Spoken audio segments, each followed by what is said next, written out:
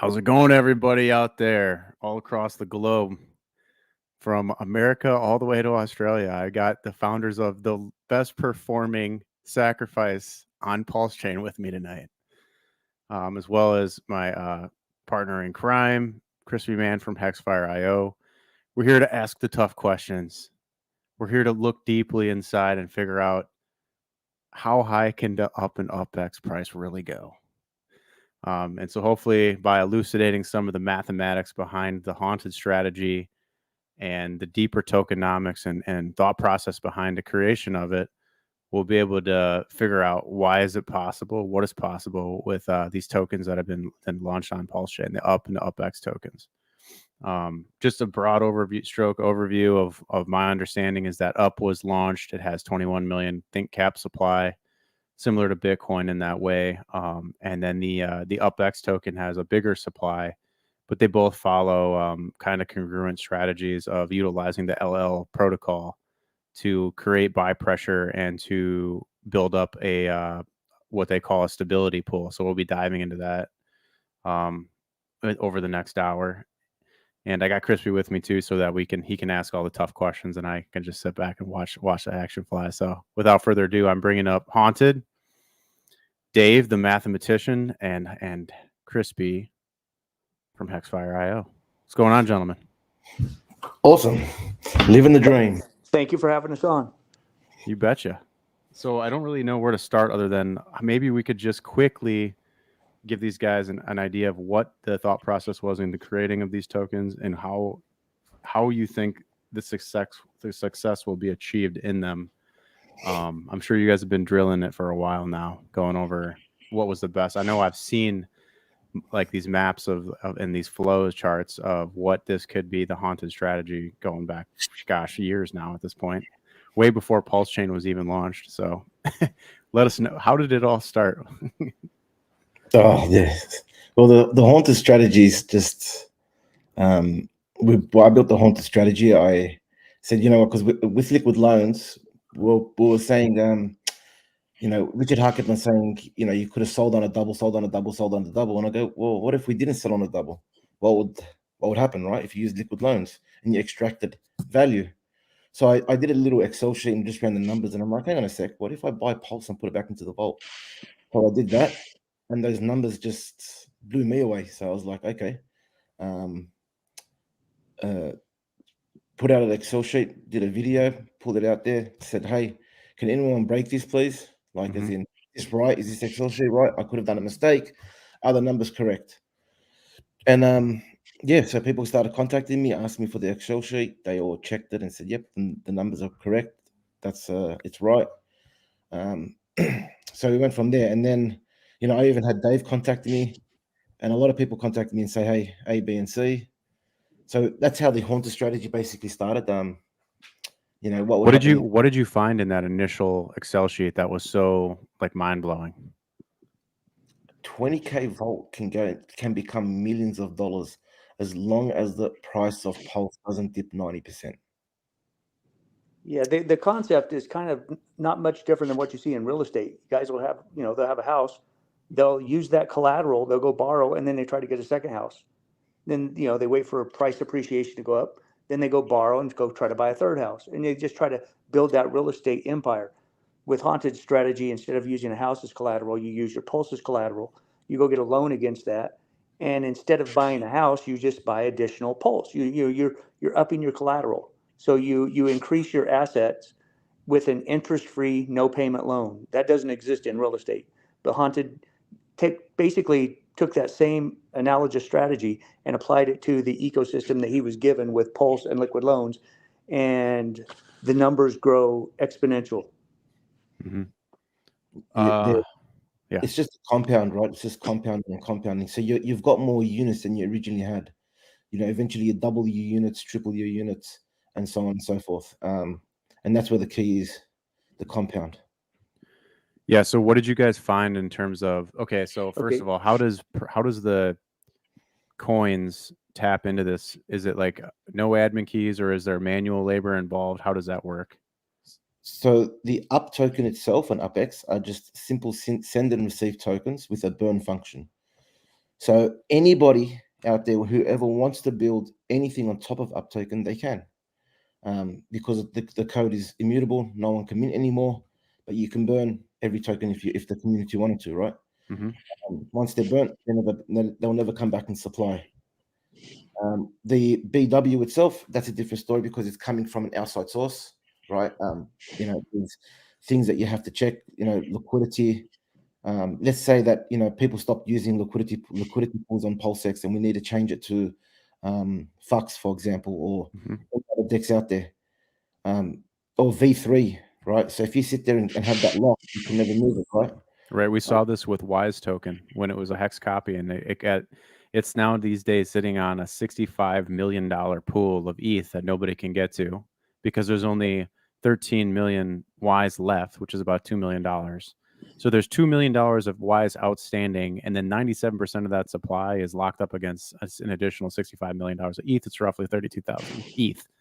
And so, yeah, when as a token founder myself, when we're thinking about how to add value to these systems, it is definitely important and difficult too to figure out how do we evolve with an ever evolving technology base, because we don't have. It's not like in the event that we move to a different DEX eventually or a different liquidity setup, you need to be able to do it. And the way that it's been done in the past is manually or it gets locked. But to bridge that gap and try to find a way to make that occur is definitely a challenge. So you keep keying on this BW, which is code for Benevolent Wallet. Did you want to share a little bit about that? So just a Benevolent Wallet is just a wallet out there that may or may not want to burn up tokens, right? So, or UPX, BWX. Its goal is its goal would be to try to buy and burn the up token, whichever way you can, right? And that would be like using vaults, the loan token staking pool. We also have an additional wallet called the Liquidity Bonanza. It has up tokens in these Liquidity Bonanza, and soon there'll be another one with UPX. People put their pulse in there. They sort of get a raffle. They may win the 10,000 up tokens. And that pulse that goes in there goes to buying and burning up token, right? Yeah. FYI, for those that don't know, that was roughly 10 grand recently because they just hit an all-time high of like a little bit. It's like $1.07 on the up token. So that's a raffle worth playing for, and then that could actually be your crowdfunded liquidity source, right? In this case. Yeah. So it currently is now at 66,500. We don't know what it will be at the time of the giveaway, which ends 5 days after Liquid Loans launch, so that way people have time and have a choice, decide when they want to do it. But there's other sources, and this is not the end. Like anyone can build something that want to build something for up token and create their own Benevolent wallet. They can do so to create a buy and burn for up token. The up token is immutable; nobody can change it. So that's the beauty of it. Yeah, Dave. quick analogy would be like, what if Michael Saylor over on Bitcoin, instead of saying, hey, I'm going to build a treasury for my company, said, I'm going to just keep buying Bitcoin and throw them away and just burn them. That would probably push the price of Bitcoin up. And so that's what we have with this Benevolent wallet. It has a large asset pool, and it is going to go use the haunted strategy to compound and get larger, and at the same time get as much yield as it can through the liquid loan staking pool. And all of the yield and all of the assets it can grow, it's going to have one purpose, and that is to go in, purchase up token or purchase UPX token, and remove them from the market and burn them. So it's a highly deflationary token. Yep.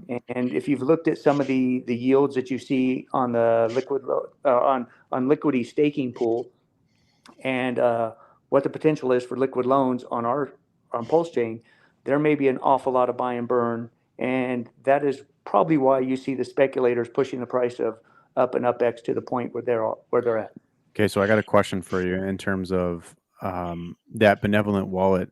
Is there like a mathematical level that you've calculated where the Benevolent wallet could get cornered and not be able to buy and burn anymore because it ran out of funds on the other side of that pair, for example? Or is there, how do you prevent that kind of a situation from occurring? Well, we're pretty sure there's always going to be sellers at every price point. I mean, that's just market swings. If all of a sudden the up token goes from the current, max of $1.07 that we hit the other day, and all of a sudden it's worth $10, and the Benevolent wallet needs to go in there and make a purchase, I'm sure there's somebody who's sold some of their UP token that they bought at $1 and is selling it at $10. So there will be, there's currently liquidity out there somewhere in the neighborhood of 300,000 to $500,000. And so I'm sure that'll continue to grow. And the way, liquidity markets work, X times Y equals K, even if there's not a whole lot of tokens available in the pair, the Benevolent wallet is still going to take that money in there and buy whatever it can get. See, that's the thing about the Benevolent wallet. It doesn't care what the price is. If it has another $10,000 to come in and buy and burn, it's bringing that $10,000 in regardless of price. Yep. I guess let me say it another way. Okay.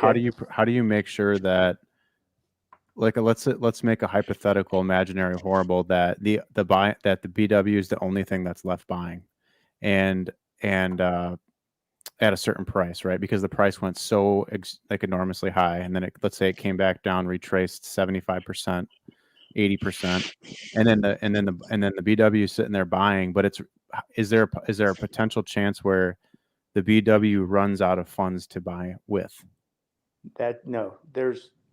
That's virtually impossible. So the Benevolent wallets is set up in such a way that, it's the BW right now is sitting on somewhere around $700,000 in assets, and the BWX is somewhere around $3 million in assets. Mm-hmm. Or it was 2.53 million, depending on the price of Pulse, because the BWX has about 36 billion Pulse, and the BW, the token, the wallet that's working with the UP token, is sitting around somewhere between 10 and 12 billion Pulse, mm-hmm. depending on what the price of Pulse is, because it's sitting on some stables. So, we're talking about dollar equivalent of Pulse. Mm-hmm. And so that asset bag is only going to grow higher through the use of a Honda strategy. Mm-hmm. It is, so you're going to go from 36 billion Pulse, and within 3-4 months of liquid loans, maybe you're sitting on 50 billion Pulse. That's the power of the Honda strategy. Mm-hmm. And let's say Pulse is trending sideways, so the asset bag is not getting larger. Well, you still have a big portion of that Pulse creating a yield through the liquid loans protocol. So there's a perpetual yield coming, even if the price of Pulse is moving sideways, upwards, or down. There's always yield-bearing mechanism within the BW's design, so that there will always be buy pressure, and it can never go to zero because a majority of the assets are sitting in a stable coin. And if the price of Pulse drops, that doesn't affect the stable coins at all. It may liquidate one of the vaults that we have open on liquid loans trying to do the Honda strategy to compound assets. But that stablecoin vault will, at a certain price point, when Pulse drops enough, it's like, okay, these vaults aren't doing anything for us in terms of additional buy and burn. Let's take some of our stable coins and we pull off 40% of the stable coin. We activate 2 new vaults. One vault is designed to leverage itself and get larger through the Honda strategy now that Pulse is at a low. So as Pulse starts to climb back up, that vault starts getting bigger again. And 25% of every one of those loans goes to a buy and burn. The second vault, as it's leveraging itself, it's growing as well through the Honda strategy, but 25% of that vault goes to adding to the stability pool. So the vaults, one vault is dedicated to buy and burn, one vault is dedicated to growing our asset class of the stability pool. And then the stability pool's job is just to be prepared for a Pulse drop. So if Pulse drops 70%, we can activate new funds, open up new vaults. And also, while we're sitting there in the stability pool, we're creating a yield, and that yield is going to go towards a buy and burn. Hey, I have a question that's sort of follows along these lines. So I know that from what you guys have talked about and reading the documentation, that of course you're waiting for liquid loans to launch as well as Power City. But there's an awful lot of activity on both tokens today. So do you guys have part of your strategy up and running already that's contributing to those numbers? I mean, what I mean is when I go look at the number of transactions daily being in the thousands already, what's the cause of that, do you think? We have for transactions, we've got a transaction bot which the community can provide Pulse for, and that bot is, the purpose of that bot is to try to get us up on the list of Dex Screener when people are looking. So at one stage we were up there in the top 15 tokens on all tokens on Dex Screener, so people can see UP token and start looking into it. So that did work at a stage. They just had an update where it's a bit lower now. But if you look at PulseChain now, you'll see UP and uPX up there on the list on the most transaction. Yeah, it's 2 hot pairs, number 3 and number 4 right now. Yeah, so that was a marketing ploy. That was just marketing. We all donated into a transaction bot so that we get the marketing. But the price increase is just people speculating on the benevolent wallets getting closer and closer to buying. Okay. The up token did have buy and burns from the liquidity bonanza, so that is already has burnt some tokens, and there's about a little over 10,000 tokens burnt already, just from the liquidity bonanza and a few other sources as well. People are making money on this token. Like I see that the top trader has made like $76,000. Not bad. Yes, sir. And most of us think he sold early, because there's a saying in our group, hashtag never late. Because even if you bought now, the biggest problem with most tokens is you don't want to be the last guy holding a bag. Yep. And with this token here, the benevolent wallet's going to have a yield. And in the in UPX, the benevolent wallet sitting on $2.5 million. It's going to use a Honda strategy and the liquid loans and the earn protocol, because it's going to have some of its money over in Power City's earn protocol as well, making a yield. And that yield is going to come in and buy, regardless of, it doesn't look at the price and say, oh, I'm going to wait for a dip to buy. The benevolent wallet makes a yield. It's going to go over and it's going to purchase tokens. Nice. Yeah, Well, so- here. Okay, content. I just go back as in why we built this, right? And how many tokens have we got into and said, "Oh, damn, I became exit liquidity. Someone, I jumped in and I got dumped on. I got jumped into this token and it went down on." So I'm like, well, the up token fixes this. It has a BW, someone who loves the up token, who wants to buy it and become exit liquidity. It doesn't care if it becomes exit liquidity, and that's the beauty of it, right? Everyone else that buys crypto, they don't want to be exit liquidity, but you have one entity with the up token and another entity with UPX who want to become exit liquidity. And they have yield backing them, so they get stronger. And they're also have, both of these coins have a fixed supply cap, which gets less and less deflationary over time. So this whole system is prime for price positivity, basically. And that's that. I made a token as well, and we followed a similar principle of fixed supply cap and just scarce market supply. Now, that to me, if moving forward, looking forward, there's not going to be a situation where you're going to be able to create a token in the next couple of years, and if there's no buy and burn function, if there's no yield instrument behind it, those coins aren't going to last anymore. Like everyone's going to this. See, I see what you guys have done here as you've now changed the game to where like everyone's going to have to adopt some form of strategy using these protocols. And the thing is, like, doing it now before liquid loans goes live and having it all prepped and ready puts you in a position that, like, if you're a token founder and you wait, you're catching later stage of the bull market, so there's more risk. And which brings me to my next question is, how does the strategy change when we get to the peak of the next bull and things are set to drop? So we're talking about the stability pool, and there's stable coins in the stability pool owning a yield of loan token. Those loan tokens get staked, and that the yield on the loan token, 50% of that goes to a buy and burn. But when Pulse dips 50%, the half of the buy and burns go to buy and burning now, and the other half, which this has been changed recently, is when Pulse dips 50%.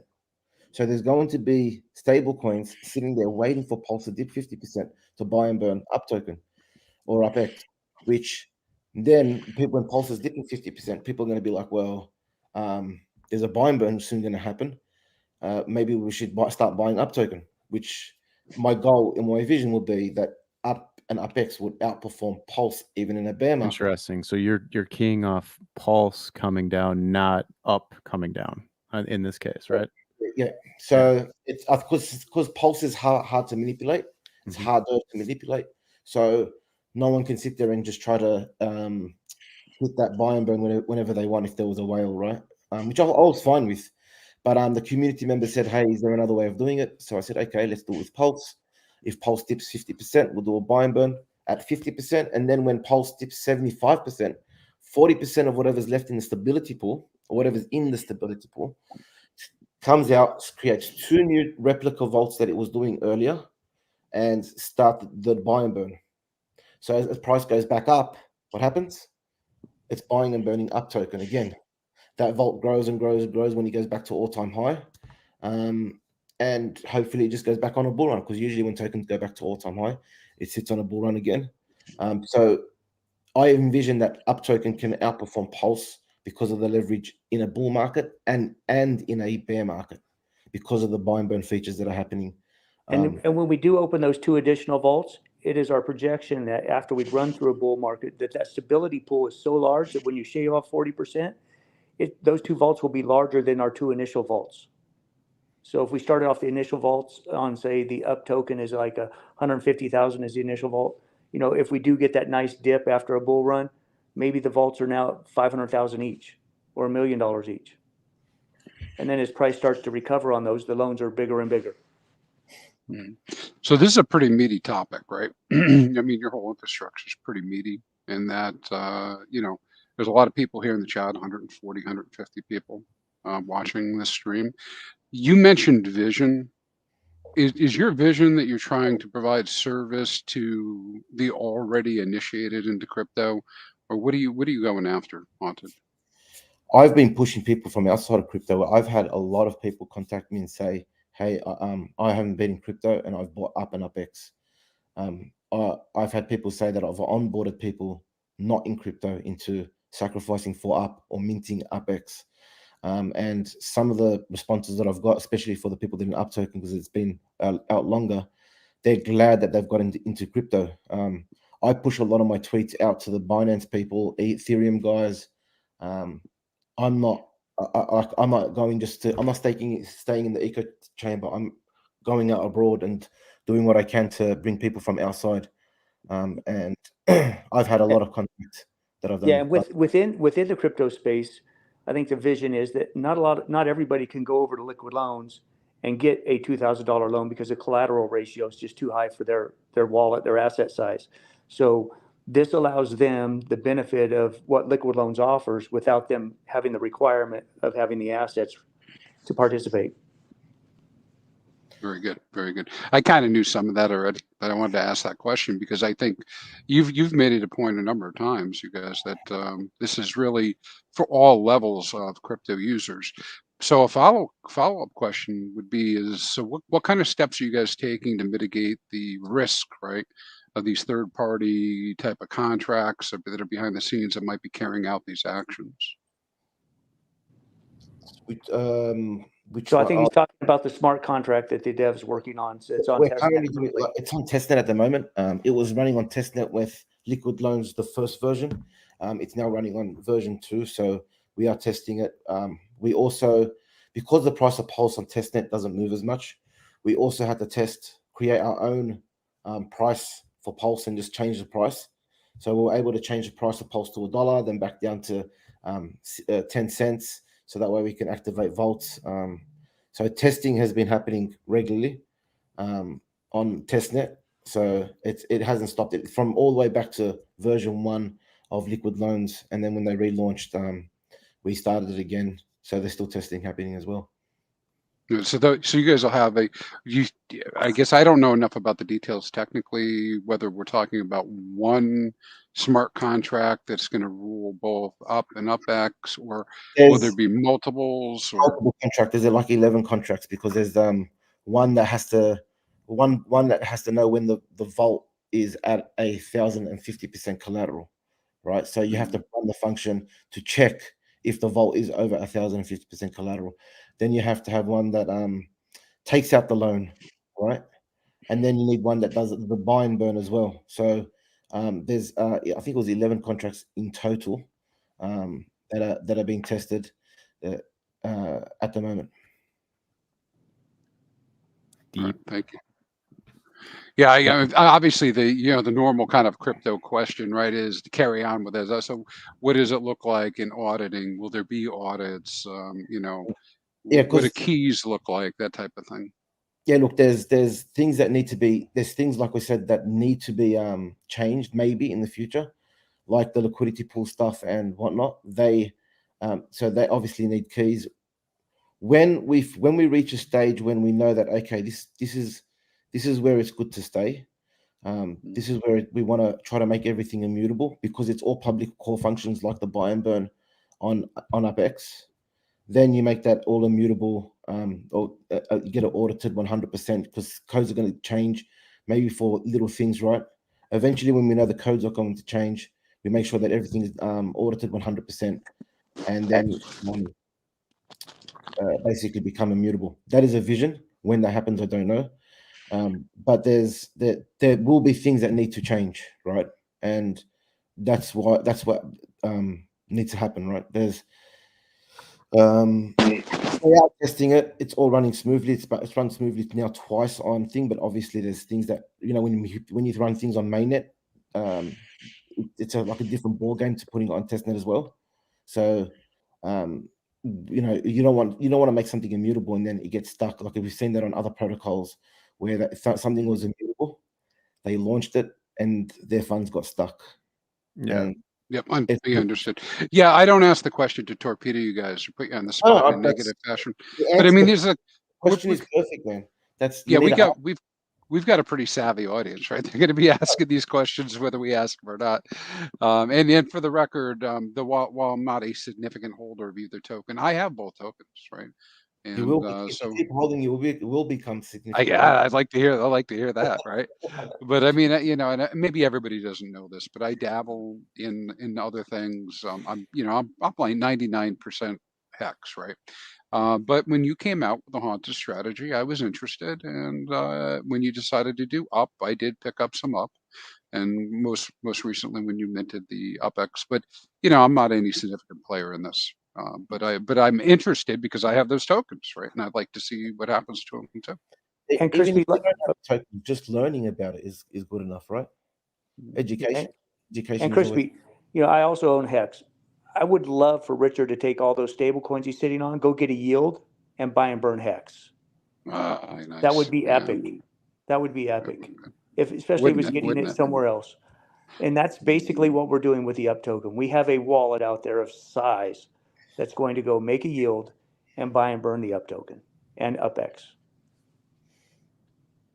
Got a question here from the group, from the chat. It says, once LL is live, how long do you think it'll be till the Benevolent wallet deploys the strategy? Our estimation is within 30 days. Within 30 days. Because it has to be a minimum of at least 2 weeks, because you need the redemptions to kick in to make sure the stable coin stays stable. And then there's liquidity pools. You got to make sure they're thick, which I assume they would be, because liquid loans will be incentivizing those LP pairs. Mm-hmm. And then 3, we just got to get the code ready, because we don't know what the liquid loans code is on mainnet in order to code for it. So that's fair. Yeah, that's fair. I'm waiting too. I don't know what's gonna happen. I gotta wait till see this stuff launch. Right? There's news coming out today or tomorrow. So, or actually tomorrow, the day after, depending on where you live. So it, you know, the words on the birds and the bees are saying, hey, it's go time. So another question here: when is the liquidity bonanza done monthly? At the moment, it's it's just when after liquid loans finish on the 5th day of after when liquid loans launches. After that, the liquidity bonanza for UP token will be on the 1st of every month, and UPX will be on the 15th of every month. I just got to get the UPX ready to do so. We are I don't think it'll be done in time. We're trying to make it where it's semi-automated. All you got to do is a public core function to do it once a month. But I don't think they'll be ready at any time soon. We just got to make sure that the BW is, you know, up and running first. So most of our features, we want to be public call functions. So if the yield came in from the staking pool over on liquid loans, and you see okay, there's another $2,000 in yield, somebody can go hit the green button, and that goes and buys and burns the UP token or the UPX token.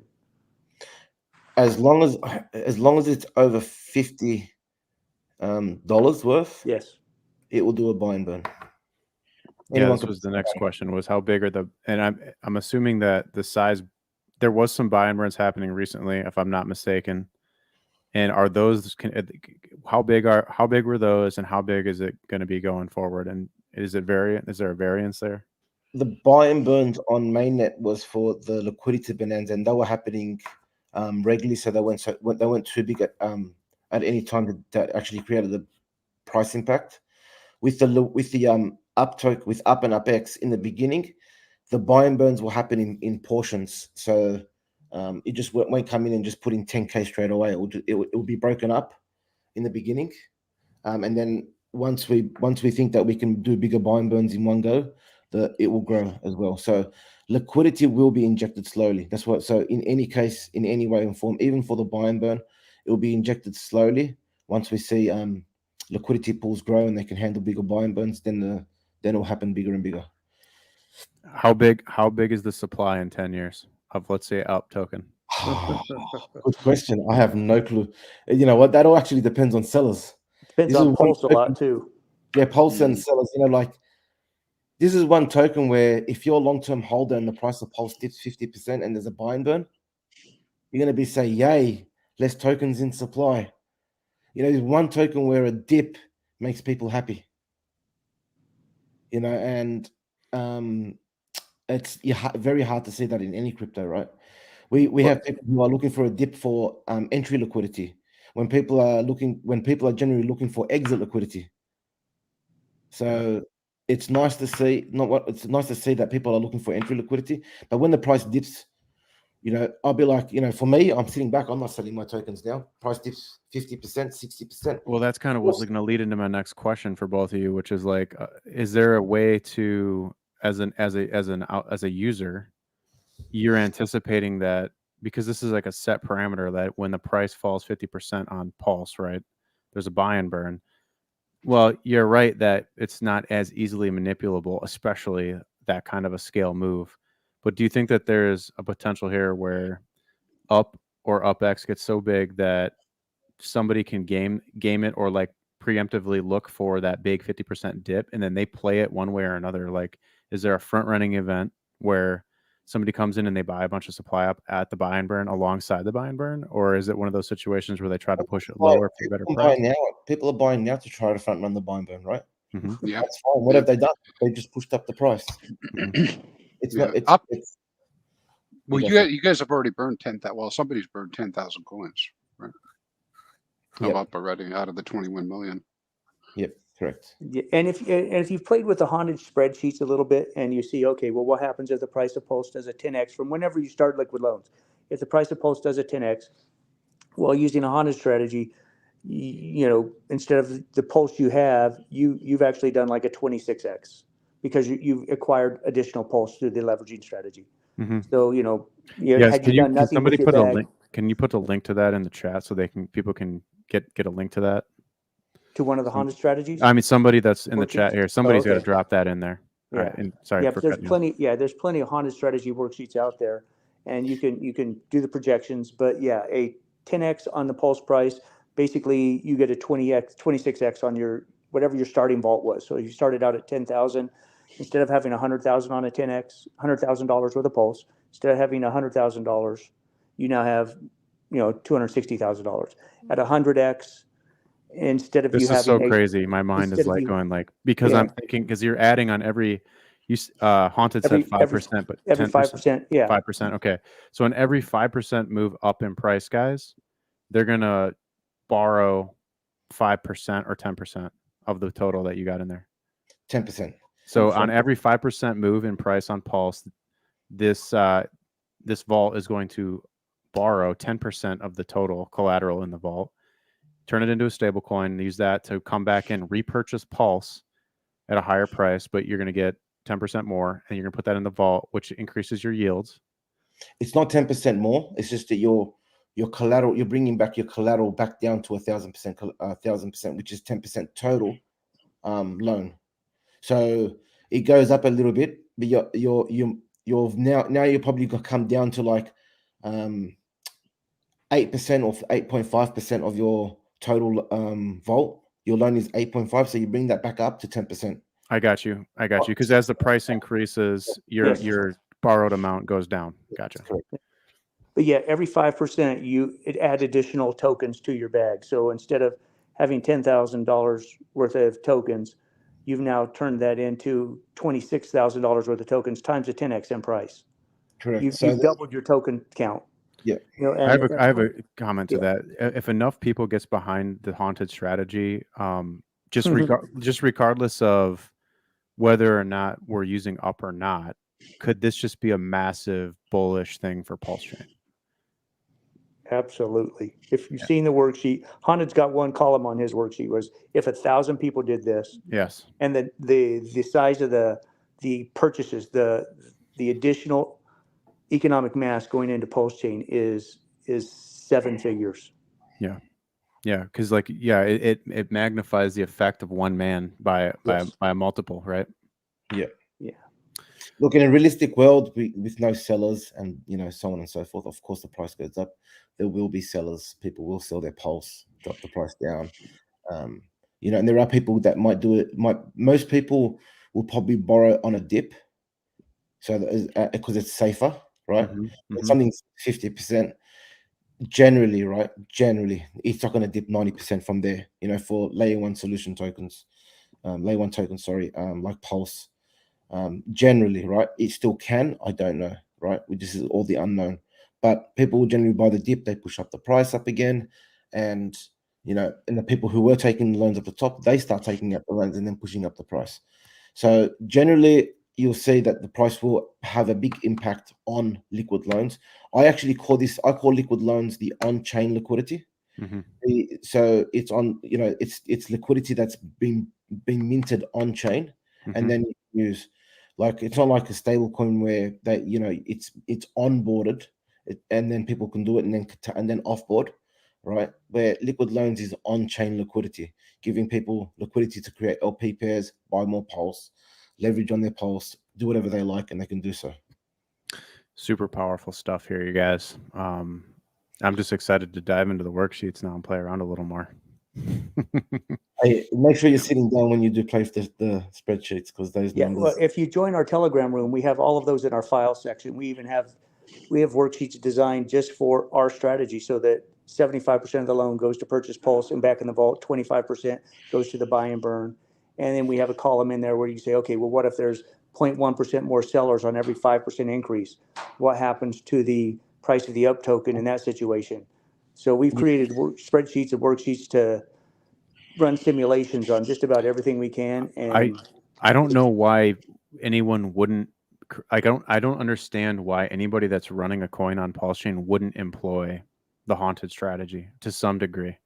Yeah, it would be ludicrous not to.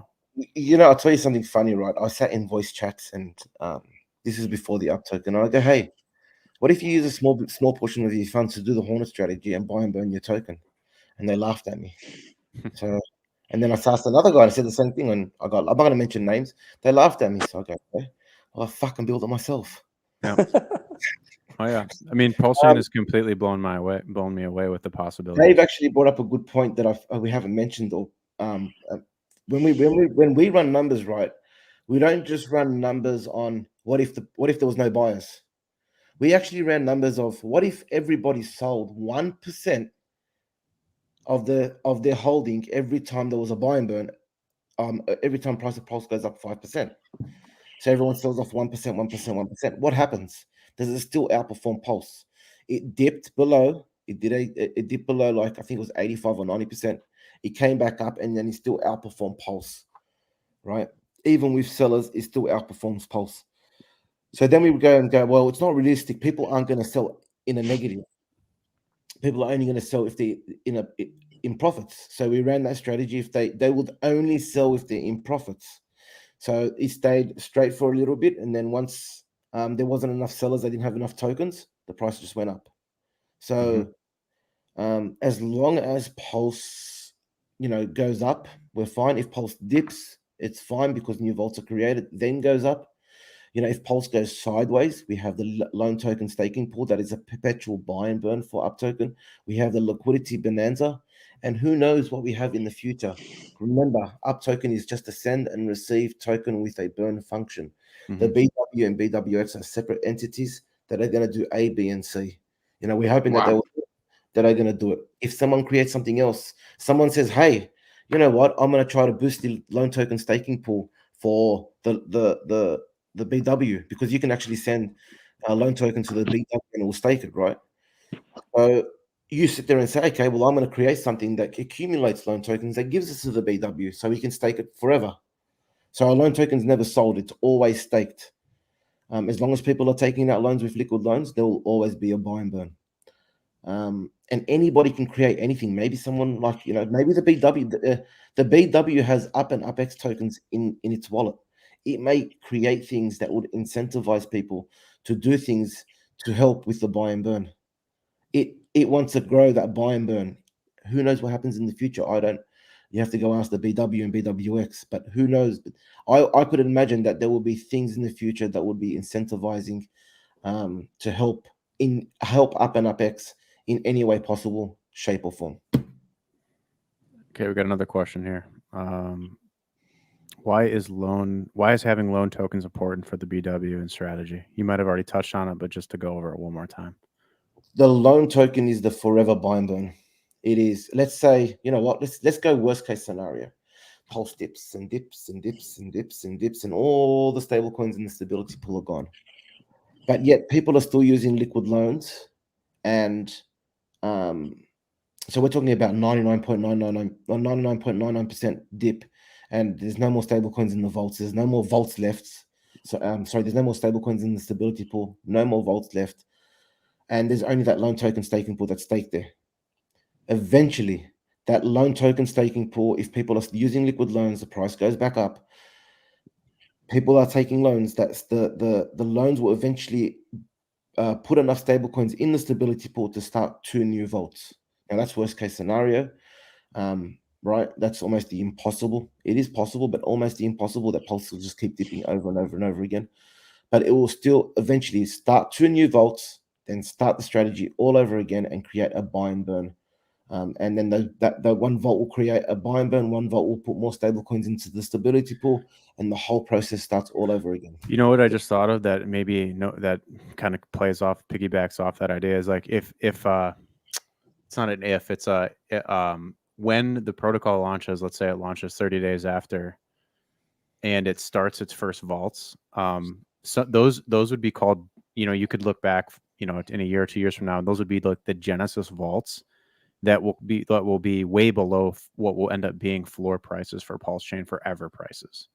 And I think that might be something that we missed, was like there will be a ground floor set of vaults that got in so low on Pulse's history that those Genesis vaults will be like almost like infinite yield for the protocol because of the timing of launching it at the right period. Yeah, if Pulse doesn't dip the 80 or 90%, depending on the collateral that it's taking. Well, let's use the Hex chart as an example of a chart that we're likely never going to go hit the lowest lows. Yes. So in that event, or Ethereum or Bitcoin, assuming that, there's some sort of adoption level, like there will be floor prices put in. And what I'm saying is that those Genesis vaults will be forever minting yield. And that's kind of where that's pretty incredible to think about. Yeah. Look, I think for those of us who've looked at the stability pool and the staking pool of Liquidity over on the east side, that is, Liquid Loans fork that, and you look at the yields that were given out to those pools, and then you translate those over to, PulseChain, and the fact that PulseChain had on the Liquid Loan sacrifice had 10,000 wallets. The Godwell's one of them, and the amount of economic mass that was put into Liquid Loans, $50 million of the sacrifice. Mm-hmm. We're anticipating that the Liquid Loans protocol is going to be highly used compared to what Liquidity experienced in the, when it launched, and it's still unknown. There's still only a little over 1,000 vaults on Liquidity. I would imagine that Liquid Loans has 1,000 vaults the first week. Maybe, well, that's probably exaggerating. We're going to want to tip our toes in to make sure the protocol is fine. But, within the first few months, I would expect them to have well over 1,000 vaults. So the yield that we should be getting for the Benevolent wallets from that protocol should be significant. Mm-hmm. Liquidity had $33 million in fees in the first 2 years. Now, is Liquid Loan going to do the same in the beginning? Maybe not, because the price of Pulse is low. But if the price, or actually in 2 years, we don't know where the price will be. So we might actually do more than the 33 million in fees. So be prepared for anything really. So we don't, it's all unknown. We can only speculate. We can only guess which way it's going to go.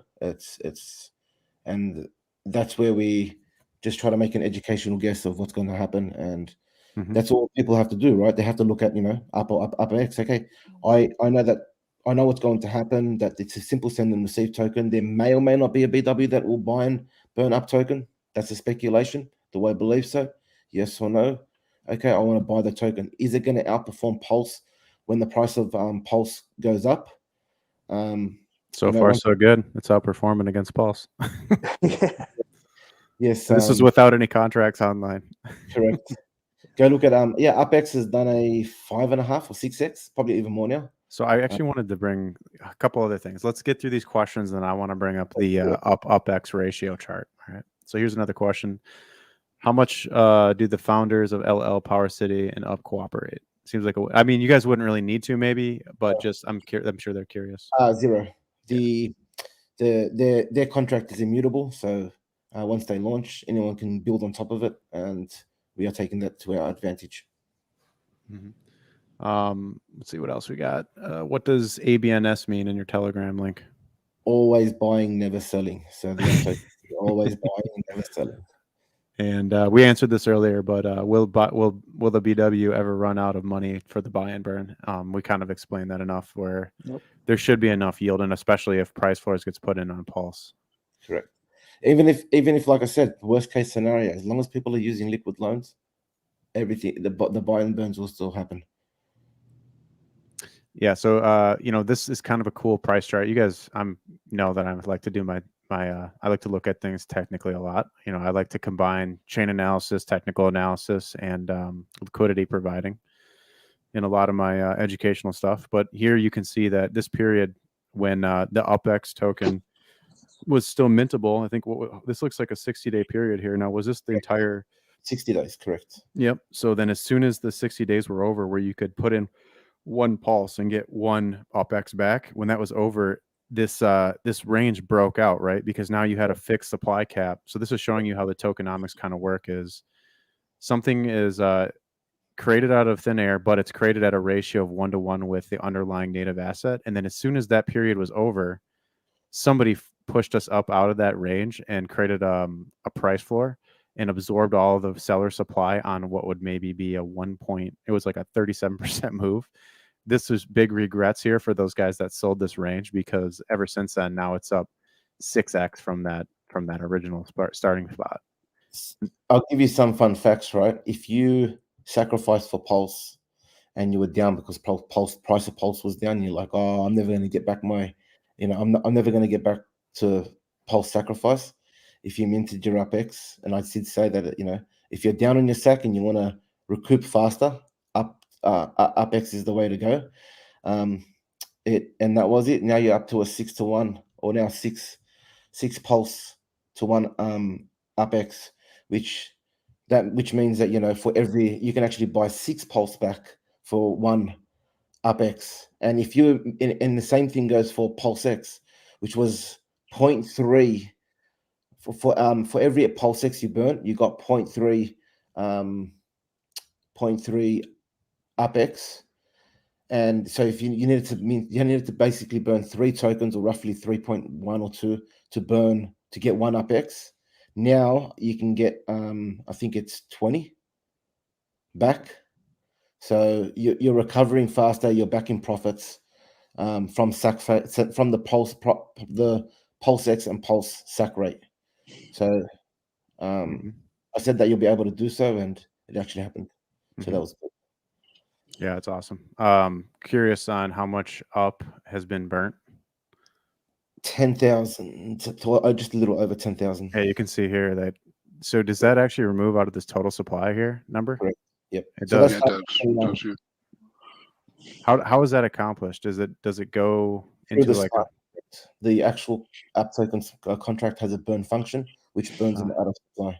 So it doesn't go to a burn address where it sits there in a burn address. Right. It actually gets burned forever. Yeah, that's cool.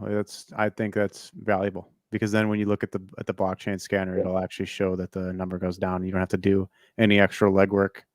Yeah, with the minting phase, you saw the uPX started to get minted. You see that on our website, we had the numbers go up and up and up and up.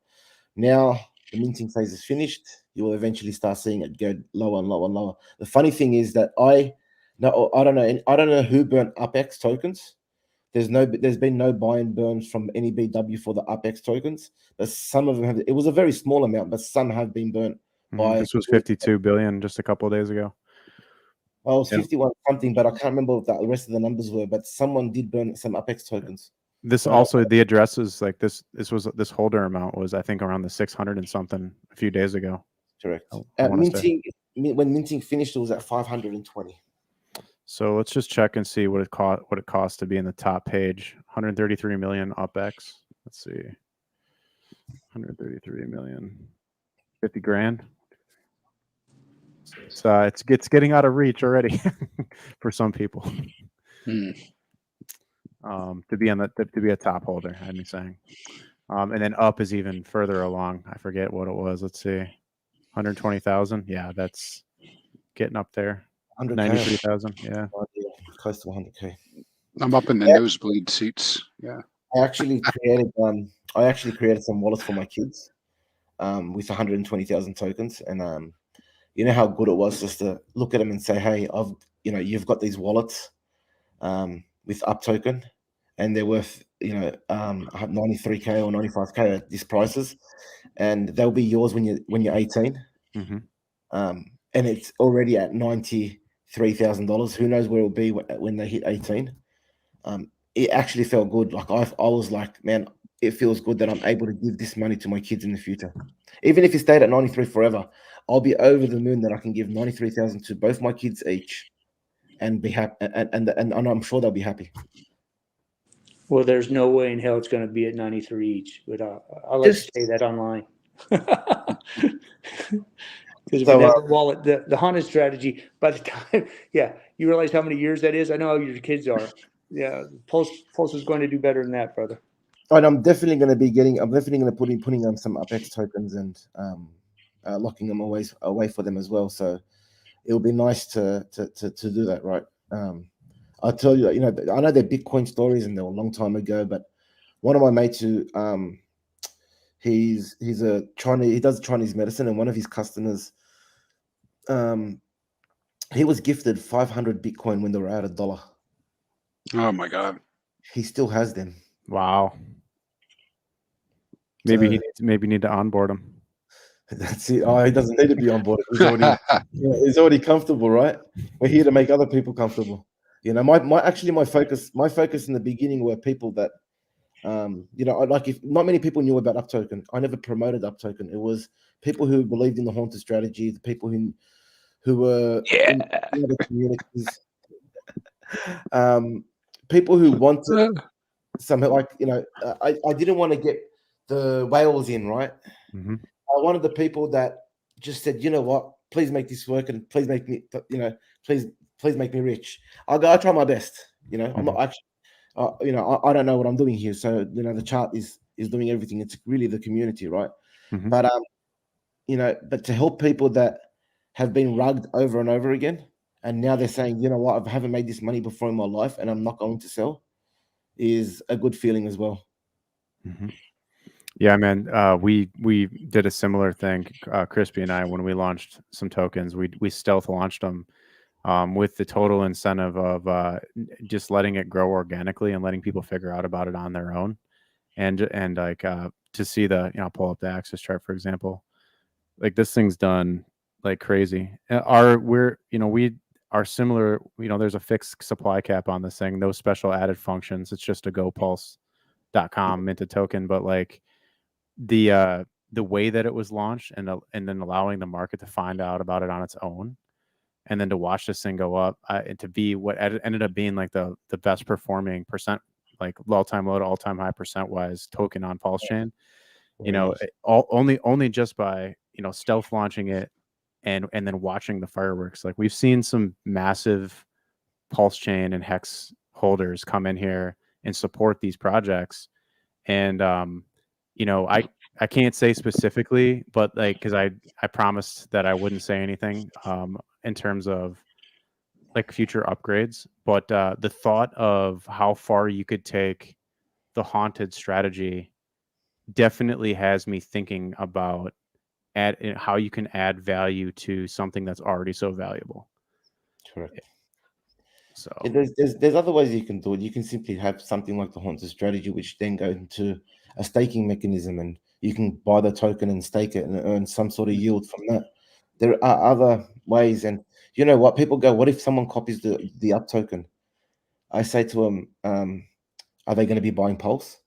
Are they going to be pushing the price of Pulse up?" So exactly. they're literally helping up token. Go use liquid loans. If you think that this strategy is good, if you think that this will work, go use liquid loans and create your own strategy. You're only helping up and UPX. You'll be helping me out like no tomorrow. The more Pulse that we move from the market and put into the fund, over the moon. This is what's so cool about liquid loans is like it's literally an opportunity for everybody to pump each other's bags directly through smart actions on the blockchain. Correct. You'll see people taking out loans. I'm sorry, Chris, but you'll be seeing people taking out loans to go buy something that they like, right? They might be buying, UPX, Axie, Infinity, and there's axisALiVE. Sorry, I got used to the people will be going buying what they love with a portion of their loan, and maybe leaving the stable coins in the stability pool. People will be using their yield in the loan token staking pool, maybe to buy more, up tokens or whatever. Right? People are free to do what they want. That's the beauty of liquid loans, that extra yield where people are able to do more than just wait for new funds to come in to buy more. It's giving you those funds there. Hey, I want to say something about how you launched the up token, Yep. if you don't mind. I wouldn't want anybody to walk away thinking it was a secret. It was not a secret. It's just how I took what you said, Haunted, and what I saw when you did go out and launch this thing. You just didn't show. And you had your reasons not to show, but certainly lots of people knew about it, and I saw lots of posting about it in many different chats and such. Anyways, I just don't want people to think it was like a hidden. Yes, sorry, yes. Sometimes I do say things that can be translated differently. So yeah, so I threw it on my Twitter page, left, right, and center. Yeah, it was out. It was out there. It's just there. People weren't interested. They weren't interested. Yeah, people come up to me and they go, "Hey, do you want to do a live stream with me about up token?" I just decline them. I wanted to go slow and steady. If someone sees my tweet and are able to get in, well done. If they didn't, that's unfortunate for them. Hey, Dave, I got a question for you. But if they bought it, I'm here. What you got? So somebody's like really pressing us in the chat about what happens if Pulse price falls 90%. Just for, I know we've spoken about it, but it's just good to reinforce the safety net. Yeah. Okay, no problem. So let's just take the BWX. BWX is probably going to have a little over $1 million in the stability pool portion of its thing. So if the Pulse price does drop 90%, well, vaults number 1 and 2, they're gone. They've been eliminated. And during that process, while the price is going down, Pulse probably had a little pump before it dumped. But even if it did, let's say we still only have $1 million. We're going to take 400,000 out, put 200,000 in each vault, and open 2 new vaults down here at this low price, wherever Pulse is down at that low. Now you still have 600,000 in there, working the stability pool, getting a yield, putting it in a loan, constant buy and burn. So now these 2 new vaults, which have $200,000 each in them, they're, as price of Pulse starts going back up, we have additional buy and burns. We're getting additional yield to push back into the stability pool. So the stability pool is getting replenished. But let's say that person thinks that, oh no, it's going to have another 90% drop right after it just had a 90. Now we're going to have another 90. We just opened up 2 vaults. We're going to have another 90% drop. Well, there's still $600,000 in the stability pool. So we'll take 40% of that, which is $240,000. We'll open up a vault with 120,000, another vault for 120,000, and then we still have 360,000 in the stability pool doing its thing. So we can have repetitive 90% drops, and we still have assets that are designed to go back and either replenish the wallets through compounding and additional buy and burn through the staking mechanisms that we have with liquid loans. So yeah, we built in many fail safes so that the up token will always have buy pressure. Whether Pulse is going up, it has a whole lot of buy pressure. If it's going sideways, we have the staking pool and the stability pool down there producing buy pressure for us. And even in the bear market, if we do get lucky enough, what if it only drops like 80% and we open up 2 new vaults, and then that's as low as we go? So now these other 2 vaults, the initial vaults, did not get liquidated. And so then Pulse starts its recovery. And then once it gets past its old all-time high, now we have 4 vaults working to compound the assets and leverage them up and make them bigger while still, collecting yield. So yeah, we've built in a fail safe so that we always have a buy and burn on the up token. Just if the vaults are in the beginning at 90%, keep in mind that's, if it's $1 and you get a 90% dip, that's 10 cents. And if there's another 90% dip, that's 1 cent.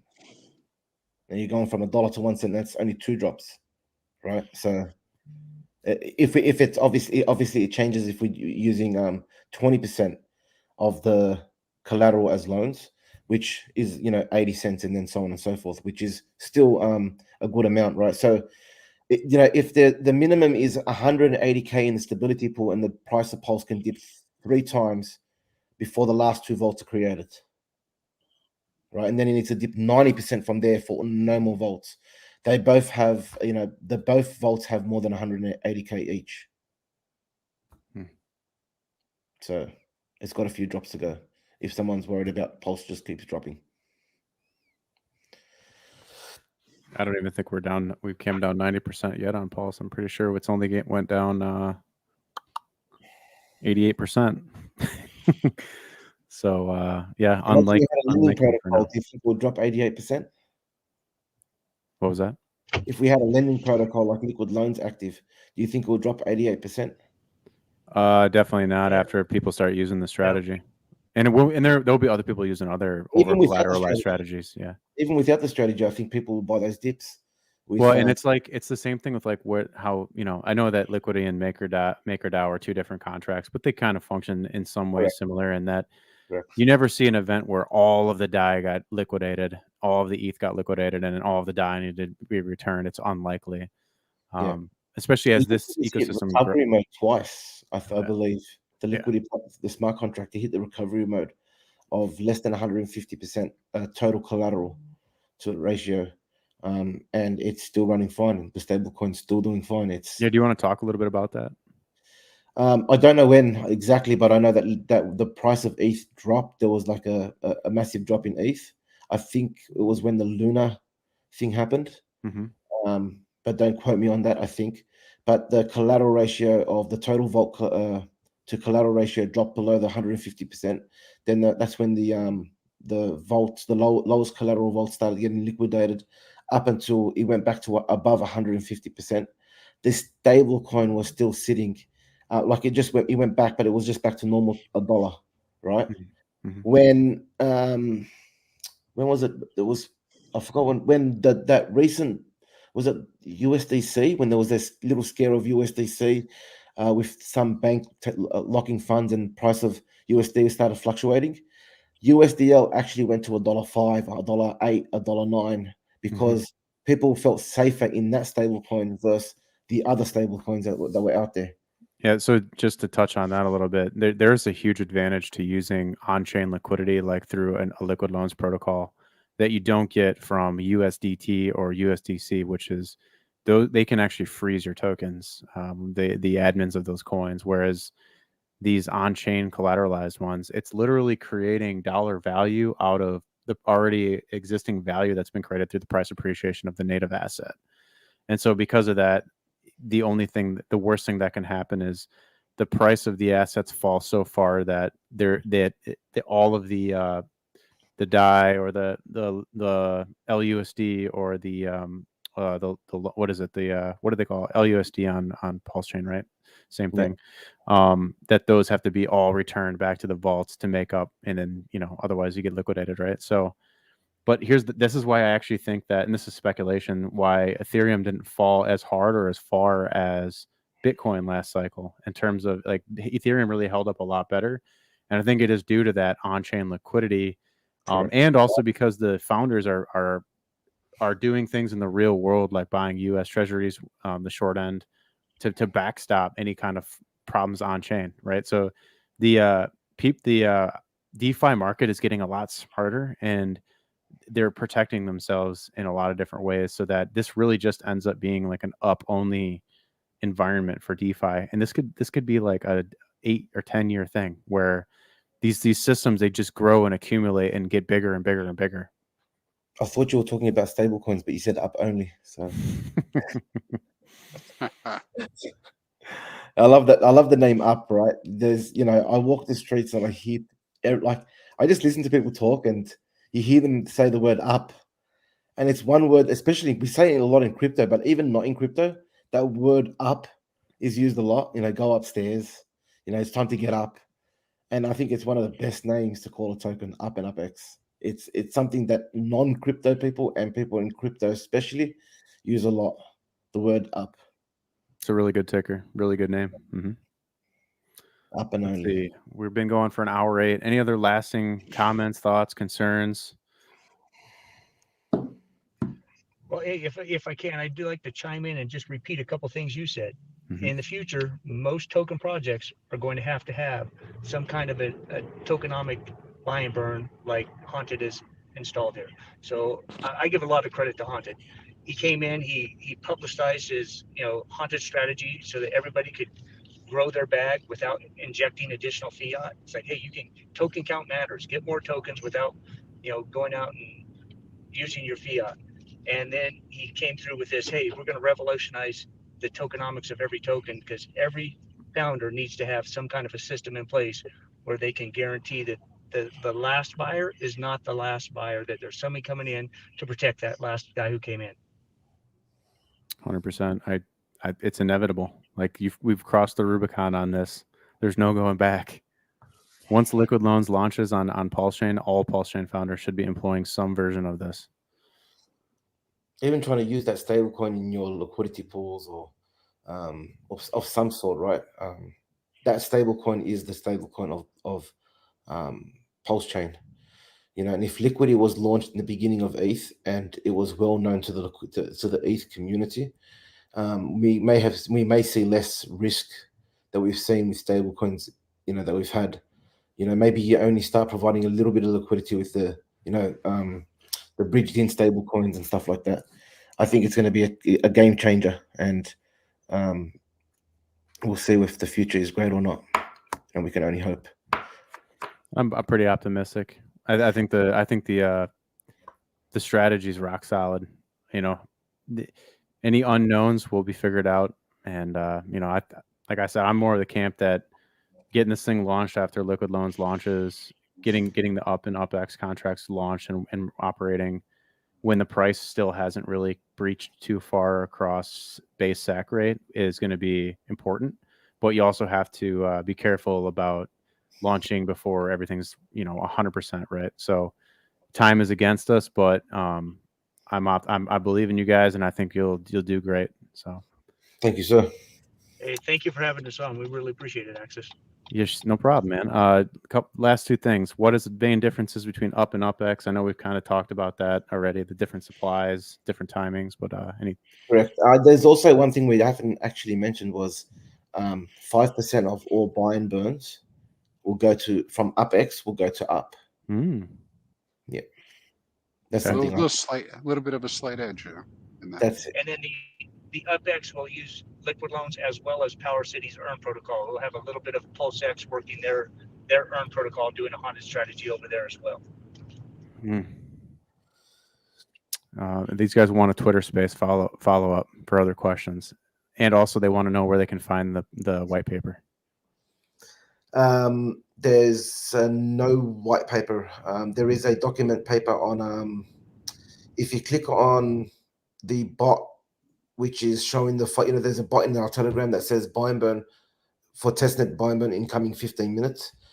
There's a document page on there, and there's a whole document of how what the BW is and up token and so on and so forth. And you guys also have a up token's just been listed. Up token's just been listed on CoinGecko, so you can go in there, go to the info bar, and you can find our Telegram room. You can find the official, unofficial website that we have that kind of gives you all the documentation and links to all the videos that we have. Yeah, videos I wanted to do up token with no website, no official website, no white paper, no nothing. And You know, because there's so people keep asking, where's the white paper? Where's the website? Where's this? And they all become rugs, right? So what if I did one without a white paper and without a website? That wasn't a rug. Let's just do the opposite this time. Kind of funny, but like in my head.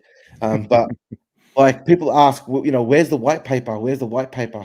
But every token I was in that had a white paper got rugged. You know, so I said I'll change it around. But community members have built websites, so that's a good thing, right? It hasn't come from there's no official website for UPToken, and there never will be.